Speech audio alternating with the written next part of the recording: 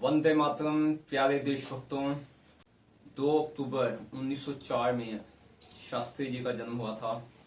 वह बचपन से ही देशभक्त थे। उनके जो पिताजी थे श्री वास्तव जी, वो एक टीचर थे, बाद में क्लर्क बन गए। उनकी जो रुचि थी भारतीय संस्कृति में थी, इसलिए उन्होंने शास्त्री की।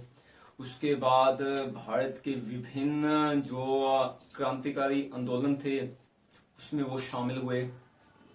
1920 भारत छोड़ो, उसके बाद 1930 डांडी मार्च, 1942 गांधी जी ने नारा दिया करो या मरो। तो लाल बहादुर शास्त्री जी ने इसको बदला कि करो या मरो नहीं, मरो नहीं मारो। इससे यह पता लगता है चाहे वह शारीरिक बल नहीं था बट आत्मिक बल उनमें बहुत था, तथा देश को आजाद कराना है, उसकी राष्ट्र की रक्षा करनी है, यह उन्होंने संकल्प किया हुआ था। इसी के बल पे उनको 1942 में जेल भी मिली। इन सभी समस्याओं को सहते हुए इन देशभक्तों के सहयोग से भारत आजाद हुआ 1947 में, 15 अगस्त 1947 में। उसके बाद वह कांग्रेस के यूपी में मिनिस्टर बने, पुलिस तथा ट्रांसपोर्ट। उसके बाद वह जो कांग्रेस में ही रक्षा मंत्री बने। नेहरू जी की मौत के बाद लाल बहादुर शास्त्री जी देश के दूसरे प्रधानमंत्री बने। यह जो समा था यह सिर्फ 18 महीने का था। 9 जून 1964 में वह प्रधानमंत्री बने थे। 11 जनवरी 1965 तक का उनका समय था। बट जो उन्होंने परिवर्तन लेके आए भारत के लिए, वो उसे हम आज भी याद करते हैं। 1965 में पाकिस्तान ने भारत के ऊपर हमला कर दिया। इसके पीछे जो था अमेरिका का भी हाथ था। तो क्या हुआ कि उनके जो बम बारूद हैं कहाँ बिकेंगे? भारत में ही बिकेंगे। दो देश आपस में झगड़ेंगे तो उनका माल बिकेगा।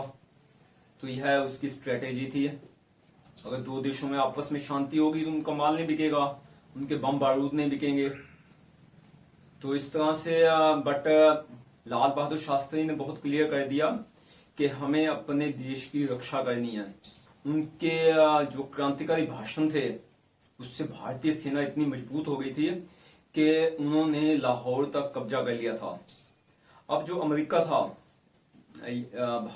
पाकिस्तान का राष्ट्रपति था, यह रूस चले गए।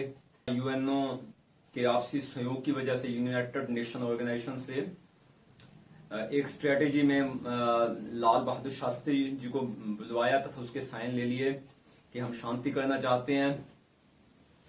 सब कुछ मान लिया, बट लाल बहादुर शास्त्री ने साफ कह दिया था कि जो हमने जीती है अपने अपने ही देश की जमीन, वो हम नहीं दे सकते। कश्मीर भारत का अभिन्न अंग है और हमेशा ही रहेगा। तो इस तरह से वो भारत को प्यार करने वाले एक महान देशभक्त तथा क्रांतिकारी थे। इसी विवाद में ताशकंद में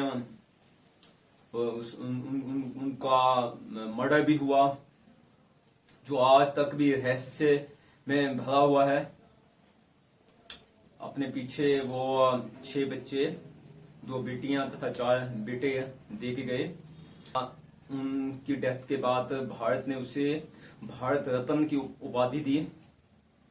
ऐसे भारत रत्न को हम सलाम करते हैं।